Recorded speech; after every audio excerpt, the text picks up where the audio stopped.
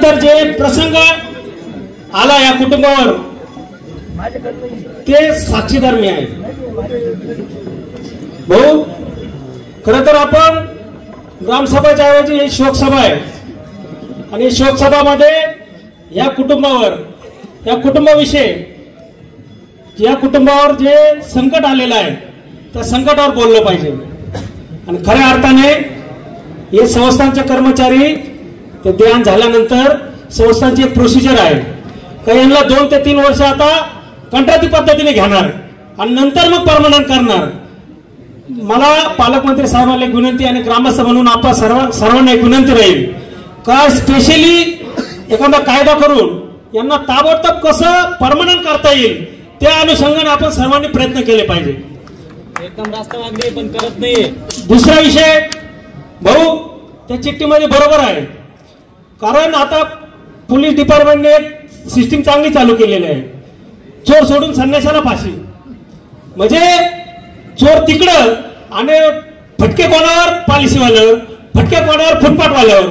ही मात्र सिस्टीम अगदी सोपी आहे. खरं तर ह्या गोष्टीत आपण मोका लावला पाहिजे. आम्ही ती मागणी केली आहे. साहेब, ज्यांच्यावर 2-2 केस आहेत मग तो कोणी असू त्याच्यावर लगेच तडीपारीची ऑर्डर केली पाहिजे. असा ठराव या ग्रामसभेमध्ये झाला पाहिजे असं मी म्हणतो. मग तो कोणाचाही कार्यकर्ता असो त्याचं काही घेणं नाही. दुसरा विषय, सर्व मी पण असेल त्याच्या सर्व नेत्यांना माझी विनंती राहील का जे जे गुन्हेगार आता या पुढील कार्यक्रम घेतील त्यांच्या स्टेजवर आपण कोणी जायचं नाही हा ठराव ग्रामसभेमध्ये झाला पाहिजे. साहेब, म्हणजे विखे साहेब आस्तगावला गेल्यानंतर दहीहंडीच्या दिवशी वापस बोलावलं गेलं त्यांना एका कार्यक्रमासाठी. ही अत्यंत निंदनीय गोष्ट आहे. आणि हे गुन्हेगार आहे त्यांना जर नेतेजवळ थांबून फोटो काढल्यानंतर त्यांचा मनसुबा वाढला जातो. असं एक 3-4 दिवसापूर्वी मी एक स्टेटस बघितला, भाई सीडी का नाही, सीडी बैकी आहे.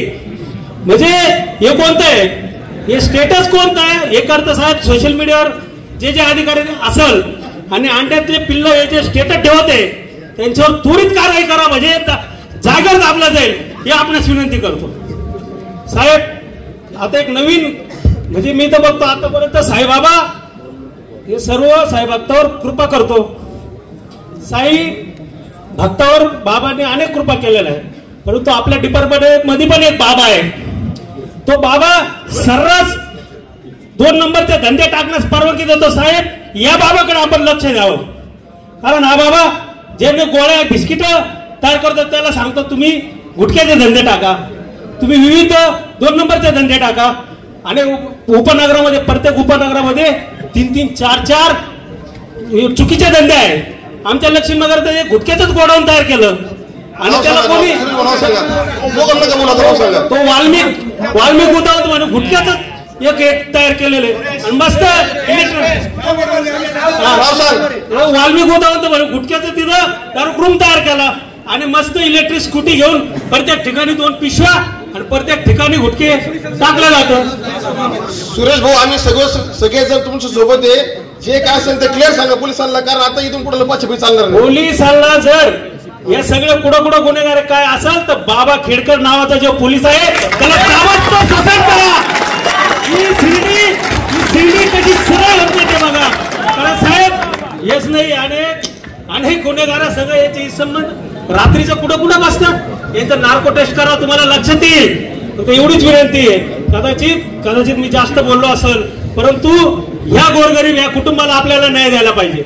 या कुटुंबाला काय मदत होईल सुजातादांनी त्या दिवशी सांगितलं जे असेल वकील असेल जी मदत असेल आर्थिक ती मी करतो. परंतु मला असं अजून एक विनंती आहे की जे वकील आहे त्यांना आपण निवेदन दिलं पाहिजे कुणी केस घेऊ नये जेणेकरून कोणता मायकाला या गोष्टीत पडला नाही पाहिजे असं मला वाटतंय. तरी आपण एक शिर्डी साहेब संस्थानला एक विनंती करूया. आणि अजून एक विषय छत्रपती कॉम्प्लेक्सवर हे गंजिड वगैरे सगळे रात्री स्टेरेजवर झोपतात. मला अनेक मेसेज आले आपल्या ते पण शिवसाहेबांना सांगून तिथं एखादं काय नियोजन करता येईल का ते करू. आणि संस्थाच्या साहेबाला एक विनंती राहील की हे स्पेशली एखादा नियम करून त्याला काम स्वरूपी प्रमाणे. खुशखबर, आता पुणे व मुंबई कुठेही रक्ताचे सॅम्पल पाठवण्याची गरज नाही. आता या सर्व तपासण्या आपल्या शिर्डीमध्येच होणार. तसेच घरपोच सुविधा दिली जाईल.